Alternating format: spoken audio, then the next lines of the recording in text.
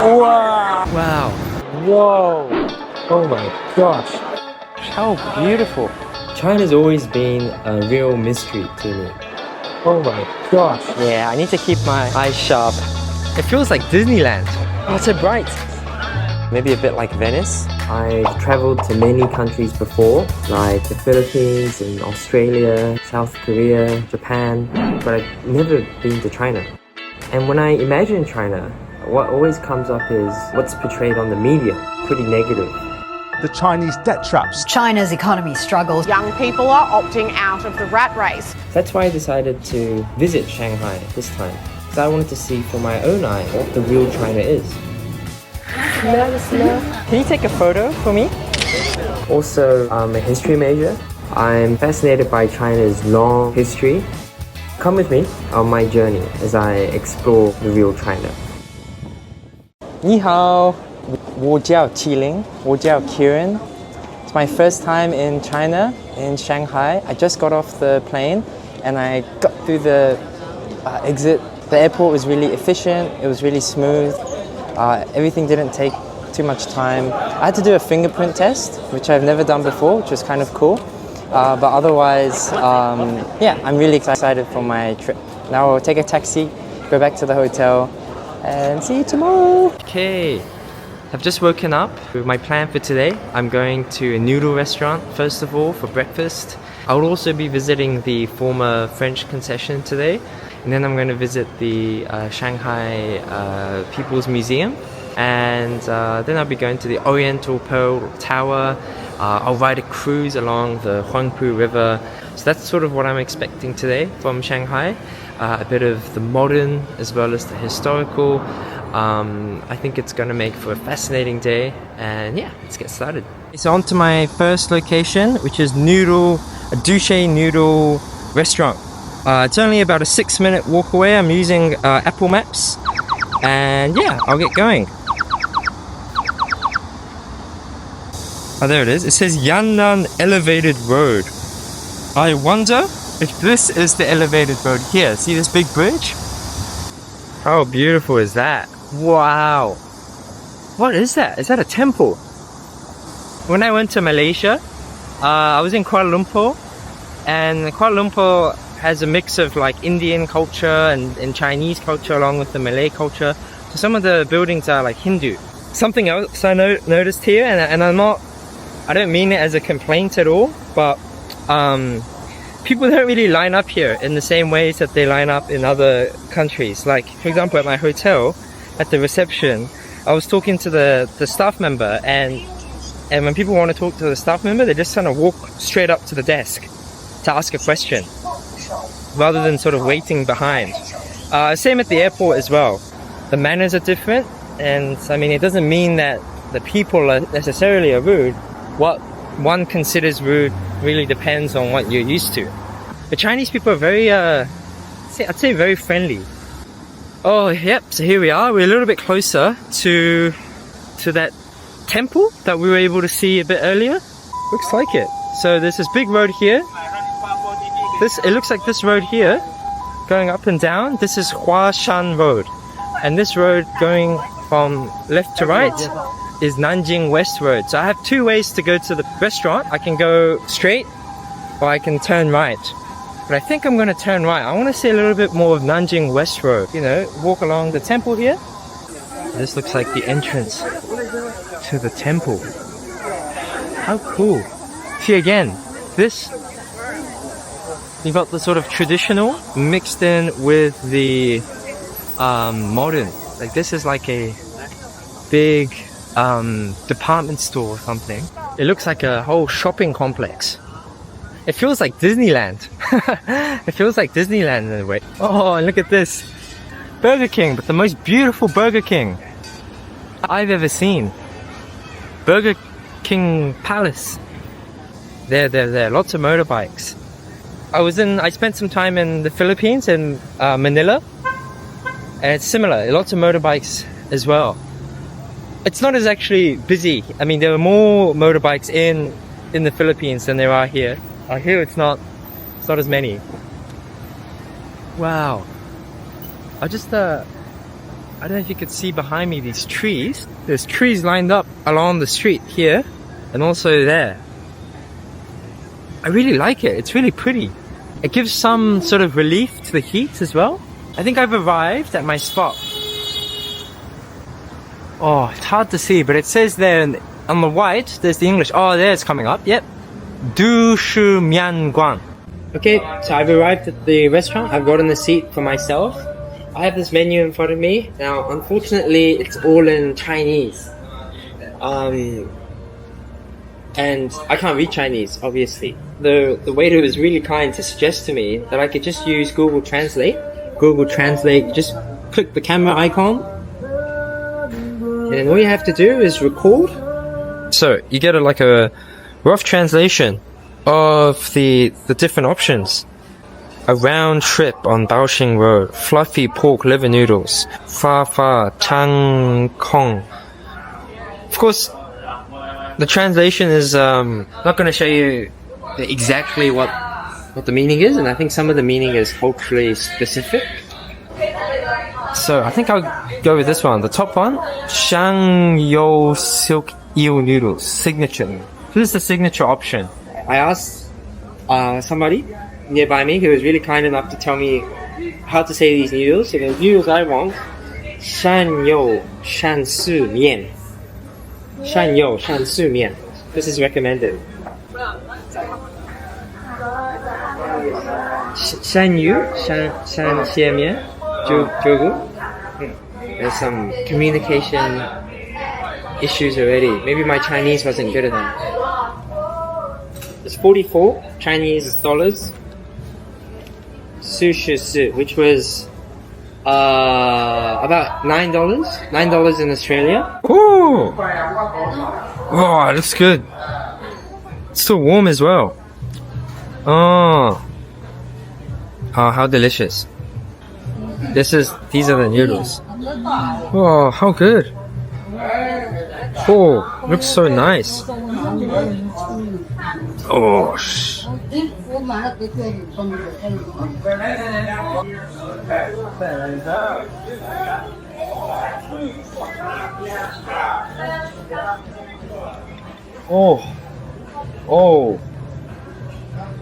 how true. Chinese, yummy. How true.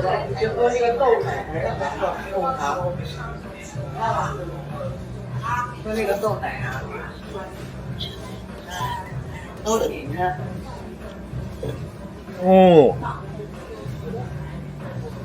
To be honest, the flavor is quite mild, but it's tangy. It's like a tangy, umami, savory flavor. Tiny little bit sweet. So it's got like a mixture of different flavors, but overall it's not that strong. It's like a very kind of moderate. Even though it's hot, it's actually not bad for a summer dish. It's kind of refreshing. And these sort of thin noodles, which I mean, there are a lot of Chinese restaurants in Melbourne, Australia. I've been to many of them, but they don't have the thin noodles as much. Thick noodles is more common. I like these thin noodles. I want some water. I'm kind of thirsty. So, shui.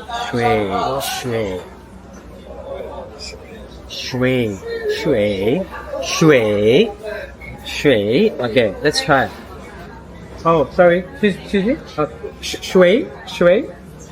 I think I said it good. Oh, he's getting it. 谢谢. Shui. He gave me a bowl. So maybe the way I said it was wrong. Shui. But he understood me after that. 谢谢 in Australian. That's really cheap.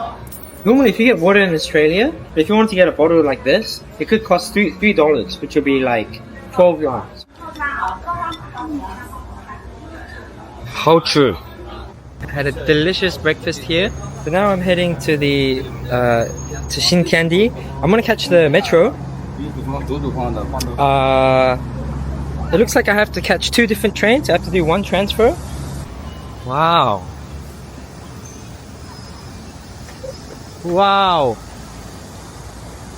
How beautiful. former French concession. It has been, you know, a major commercial site. What I want to learn more about is modern Chinese history though. But I'm a lot more well versed in modern Japanese and modern Korean history. Chinese history is a bit of like a, how would you say, maybe a bit of a blind spot for me. So in this trip as well, I want to learn as much as I can. Okay, this seems like the station. Jing'an Temple Square. How beautiful is that? Wow. This color for buildings, I haven't seen much before. Wherever I've gone. Here we are, Jing'an Temple Station. See how here I have the Alipay app on my phone. On the home page, I click transport. And all I have to do is click metro.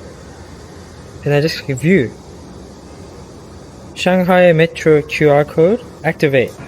I just want, yeah. So I agree. Obtain the card. Oh, I see. I have to provide a phone number.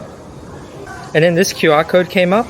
Now, when I get to the platform, I just have to scan this QR code. The station signs. Entrance gate. Ticket. Line 2 is that way. Now I've got my QR code, I just have to scan. Oh, alright. So that's all it took. I just have to scan this code. So I'm at Jing'an Temple now. And I want to ride 2 stops to People's Square. And then I board the Line 1 trains at People's Square. It's the site of the first CPC National Congress. It's really clean and modern and really feels like wow, this platform, wow.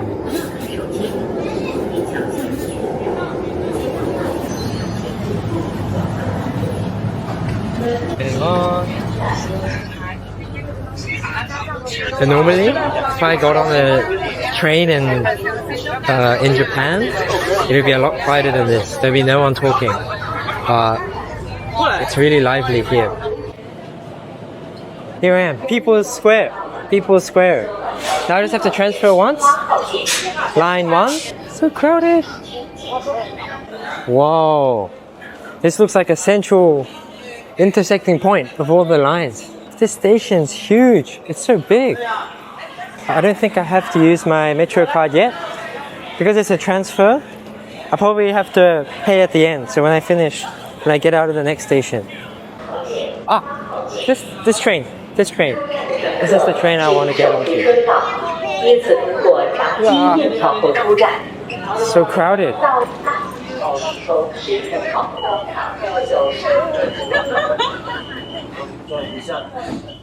Okay. Here I am now at the station, site of the first CPC National Congress. To exit, you're gonna... Oh, so easy. I have to scan the QR code again. So I just left the station. Now, the actual site is about 5 minutes away. And so I thought I'd stop there and visit there first. One thing I'm really bad with is directions. So I've made a few mistakes from my suggested track. I don't think that's a bad thing, because I'm on holiday. And so even if I get lost, everywhere I explore is like a new experience. But yeah, I need to keep my eyes sharp. Madang Road. It feels very European. I can see the French influence. That looks like is that a castle? I'm not sure. It's a really impressive big stone building. I wonder what that could be. Ah, these must be... Wow. These big stone arches. I wonder if these is the Shikumen style that I was reading about earlier. Anyways, it's definitely the European style. Made of brick and stone. Wow. According to my maps, I've arrived. This is the first site of the National People's Congress. I have no idea what to expect. Like, what type of site was it? All in Chinese, I don't know what it's saying. But this is the site itself. Here I am. Wow! I don't know what to do because people want to take photos and I get stuck in the traffic. Ah, Karl Marx here.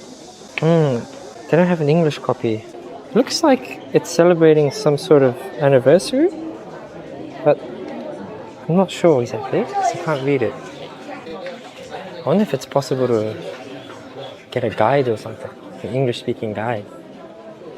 There's a picture of Karl Marx here with some Chinese text. I don't know what it says. Oh, maybe these must be Marx's works. Communist Manifesto.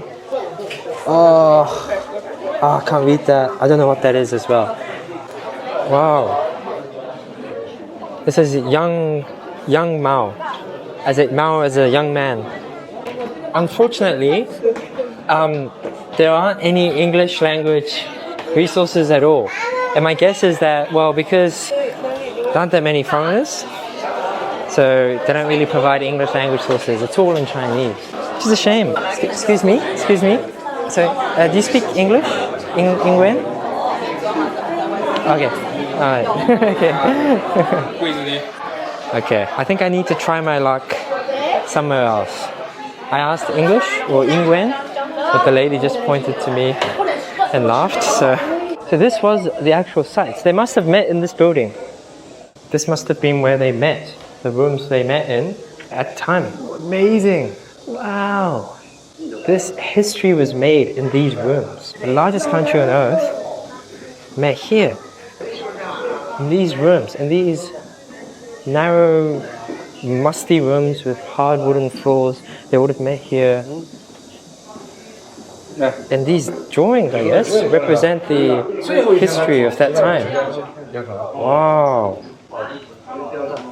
That looks like young Mao Zedong. It looks like a young Mao Zedong with his comrades talking. In this one, they're discussing something. Cool. This guy looks like he's in the uniform of Qing Dynasty? I'm not sure. Oh, maybe not. How interesting. They all had different attire. I really want to know about this guy's hat. Like what his hat's about. This must be where they ate. Wow. How quaint. It's also rustic and simple. Let's check this area out. The same day, July 21st. Oh yes, English speaking guy. Year 1921, they had a meeting here. July 21st. And first fight of the Communist Party. Thank you. I'm an English speaker and I didn't speak Chinese as well, so I was listening into your explanation. Yeah. You're lucky because today is today they had in the year 1921. Oh, okay. They met here. And then July 21st they had a meeting here. Oh, so today's like the anniversary. Yeah. Oh. No. Now it's July 1st. Oh, July 1st. Yeah. Exciting. Yeah, it is exciting. I want that guide. I want them. Note to self, when I'm older and richer, I need to get myself a guide like that when I come to a museum like this. Okay, so I'm exploring a little bit more now of Xintiandi. This looks like the very kind of developed part. There's a lot of shops. It's a really nice, trendy area. To be honest, I don't get like a distinct Shanghai feeling or distinct Shanghai charm. I mean, of course, it's still really charming, but you know, it's very sort of westernized and modernized and commercialized. Bikers, heaps of bikers. You should be a bit careful, I think.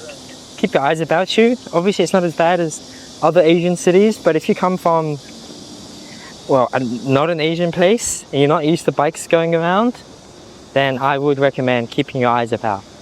Oh, what is this? Is this an embassy? So I was just walking fast and total coincidence, but I passed the Consulate General. I don't know if you can see. Consulate General of New Zealand. Officially opened by the Honorary John Key, Prime Minister of New Zealand. Yeah, John Key was Prime Minister 2 or 3 Prime Ministers back. I can't exactly remember. I remember him when I was a kid, when I was living in New Zealand. If you're traveling in Shanghai, you ever run into trouble or you need any help, now you know. This is where you go. I like it. I like it a little bit more than where we were earlier, from the shopping area. I think this area is a bit more charming. It has the historical, it's quieter, and it feels more authentic. I just passed by here from the main road. This little lane, it looks like a residential area. The type of places people might live. Security guards asleep. Security guards asleep. Wow.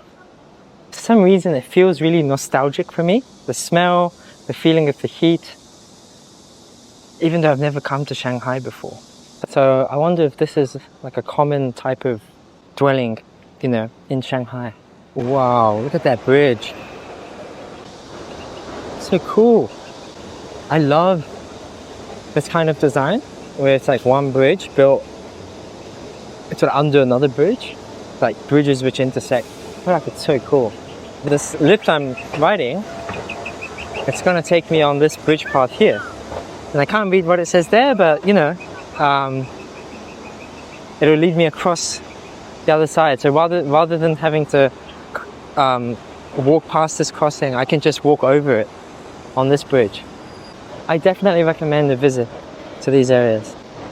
There's a look at the Shanghai skyline. So another one of the benefits of Alipay is that you can order taxis as well on it. In places like the US and Australia, I know Uber is really popular. It seems like the equivalent here in China is Didi. So you can use Didi. Didi is accessible from Alipay. And I'll just show you how. I've just booked my trip now. You should be able to find, it says Didi Ride. And then you enter your location you want to go, and the payment is done through Alipay. So whatever card you have linked to Alipay, it'll deduct the fee from that card. Here I am. So I've left Xintiandi. I'm on the taxi now, heading to the Shanghai People's Museum. Way more spacious than like Melbourne, the city centre of Melbourne, or even like in Tokyo as well. Tokyo feels more crammed or crowded, but this is just like lines and rows of skyscrapers as far as the eye can see. Okay, so I've gotten off the taxi. Now I'm here at the Shanghai People's Museum. My God, it's ginormous. Wow. This is bigger than any museum I've been to. I think it might be one of the biggest museums I've gone, actually. Wow.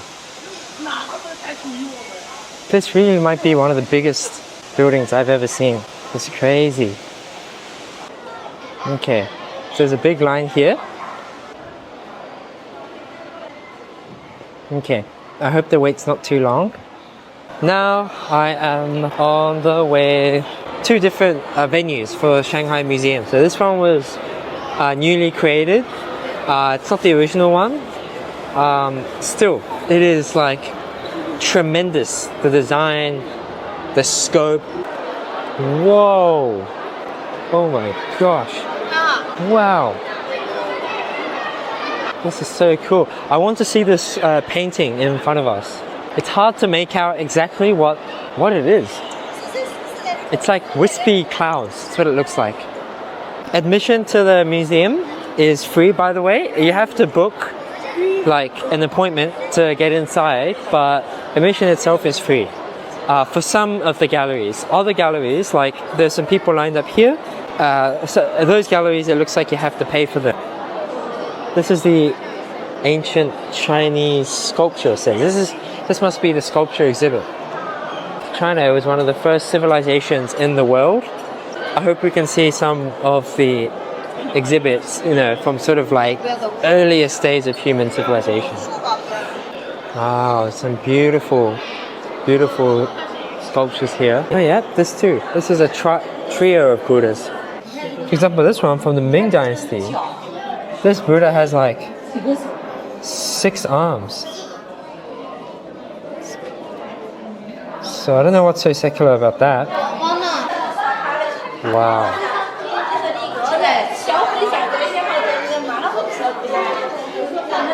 That is one scary Buddha. Okay, so I just finished the sculpture exhibit. It was really cool. There's so many exhibits there. I think it really represents China's long history.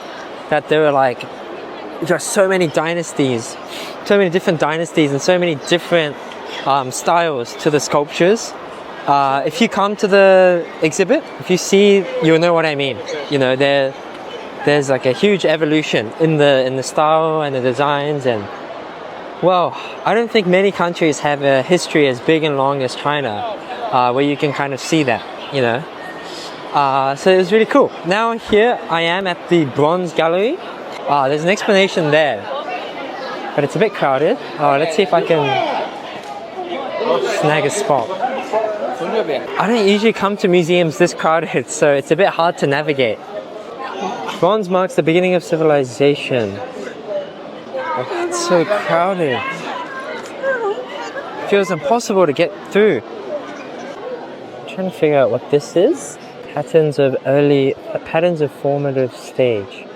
So I'm not quite sure what these patterns were used for.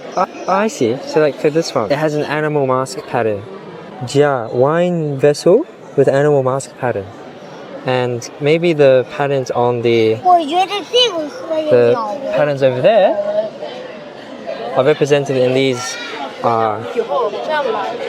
sculptures. You have to be here to know how crowded it is. I think I'll give up on looking closely at any one exhibit because it's just too crowded and it's hard. So here I am at the museum cafe.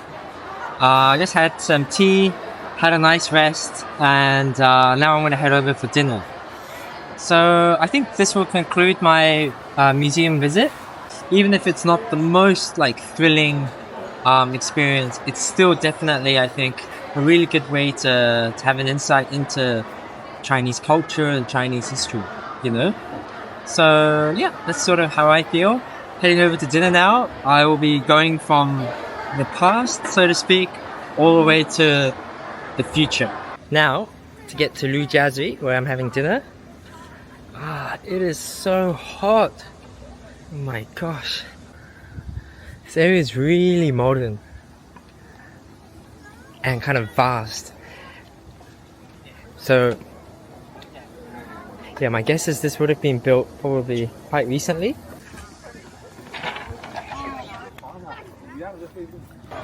I want to get to Lujiazui station. Line 2.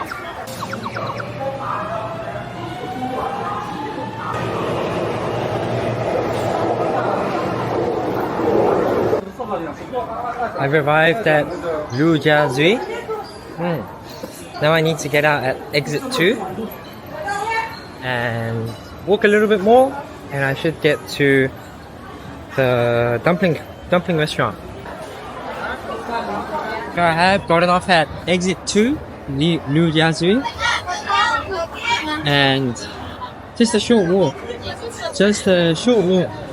to the dumpling restaurant. Wow! Whoa! So cool! Over there, that is the Oriental Pearl Tower. We're visiting there soon. The second highest bulb up there. Wow, how beautiful. So many people just chilling, enjoying their Sunday. And I see at the base of the tower, looks like there's some restaurants and shops and the like. How cool. We've arrived. Yang's Dumplings. Okay, I'll go inside and take a seat. And then, yeah, have some dinner. Ni hao. Try crabs meat. And that one. One.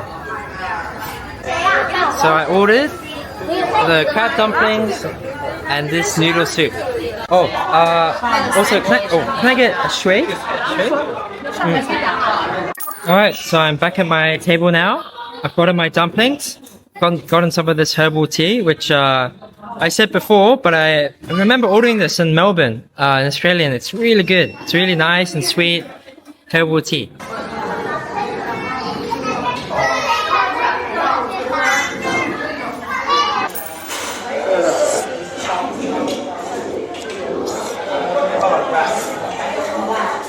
To be honest, these dumplings, I don't know. I don't think I'm the biggest fan. The outer layer is too hard, and then when you bite into it,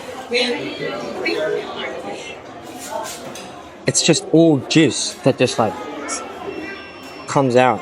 If you squeeze it, it's just all oil. I don't know. Isn't that too oily for a dumpling? Okay, I finished most of my noodles, and you have one dumpling left. I think I would say I preferred the restaurant from this morning. There's two reasons. First of all, the food doesn't taste that great. The dumpling is like way too oily. Maybe it's just that I don't like dumplings. Maybe this is how dumplings are made. But the oil is covering the plate just from kind of breaking into the dumpling itself. Secondly, the noodles, it's okay. I just don't think I'm a fan of this type of meat. Kind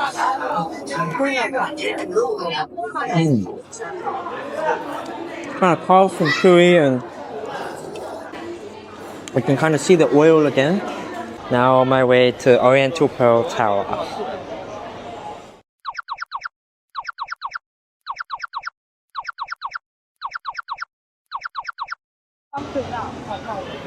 Okay, I think I'm here at the base of the tower now. Oh, it's so bright. Here it is. So normally this is the entrance. You go through this way. So my plan is to go to the canteen first of all. Apparently it's like a bit of a high-end restaurant, quite popular among tourists, you know, like Western tourists, etc. But I've already eaten, and so I don't really plan to eat at the canteen necessarily. I just want to go up there to see the view. After the canteen, I think I'll see an even bigger view, an even better view. There's an observatory deck, which is like really high up. I can't remember how many floors exactly, but super high up. Oh, I'm really excited. Wow, all around this area are skyscrapers, kind of like lined up all around the tower. So I think the view would be really nice. I'm really excited to see the view. Looks like you're going which floor? To the revolving restaurant. 267 meters. Hope you have a good time. 出门往右手边走。 Here we are now at the revolving restaurant, it's called. What a view! Oh my gosh. The restaurant is really crowded, so a lot of people getting their dinner. And what a gorgeous view of the river. Definitely want to take a video for my friends. Alright, Liam, can you hear me? Alright, yeah. Yeah, but you know, like I'm in the downtown right now. It is moving, so like I think just here still. So this is moving really slowly. So it's kind of rotating around, and so you get like a full view of Shanghai. This is all of it. This is it. This is the skyline. It's huge. I'm in a place called Oriental Pearl Tower. So it's like what's it called?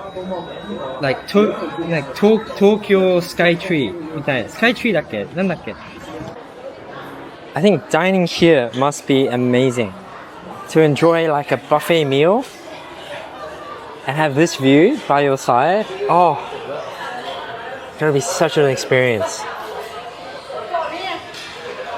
I didn't eat here this time around. I ate at the dumpling place earlier, so I just came up for the view. But gosh, looking at the food the other people had on their plates, Yeah, it's pretty good. Guys, this is a once in a lifetime experience.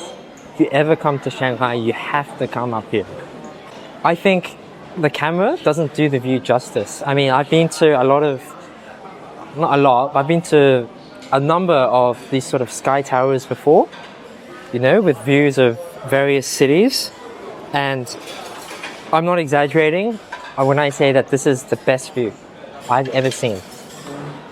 If that restaurant view wasn't enough, I'm now headed to the sky deck. It's at the sky deck now. I thought it was a floor higher, but it's not. It's a floor below the restaurant. But it has a transparent glass floor. And I assume to be a clearer view of the skyline as well. So yeah, let's have a look and see. Here I am now at the observatory. 259. Whoa! Whoa! If you are afraid of heights, then this may not be the place for you. Wow! Wow! Wow! Wow! I'm sitting down. This is what I have awaiting me below. Whoa! Whoa! It's the same view as the view from the restaurant, but it's sort of different perspective. Next up on my route is a cruise along the Huangpu River. This is going to be I think my last stop for today's journey.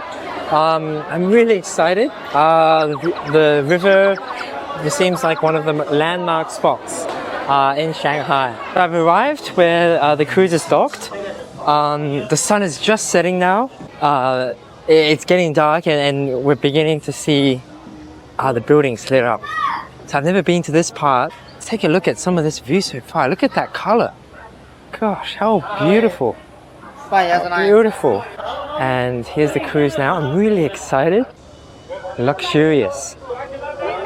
Really luxurious. And surrounding the cruise are these really nice views. Shanghai Juxing, Star of Shanghai. Star of Shanghai. What a nice name. To be honest, every boat looks like a star. Such a cheesy thing to say, but they're all so well lit up with beautiful colors. Wow! Oh my gosh. Such luxurious treatment. 你好. And the fourth floor is like a kind of outdoor deck. Wow. Look at this. It's all lined up with tables as well. People just chilling. Wow.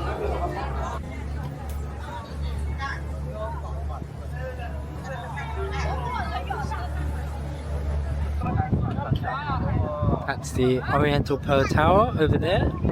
That's where I was, getting the view from the skyline, from the revolving restaurant and the sky deck. The only other place I've been to where the skyline kind of feels similar in terms of the colors and the design is Kuala Lumpur. Kuala Lumpur is a little bit like this. You know, skyscrapers as far as I can see. Like, just sort of sci-fi-esque, you know, so futuristic. I feel really calm and relaxed right now. It's been a long day, so I think I'm a bit tired, but more than that, I feel really refreshed by this view. And so I don't really feel the urge to say much. I think this type of view is best enjoyed in peace and quiet. Just sitting down. I mean, I'm by myself, but you come with your friends and family. Everyone's here with friends and family. Come with your loved ones and you just take it in. That's the Shanghai that I've seen today. An adventurous global, flamboyant, extravagant city. Excuse me, can you take a photo for me? Okay. Yeah, thank you. Yeah.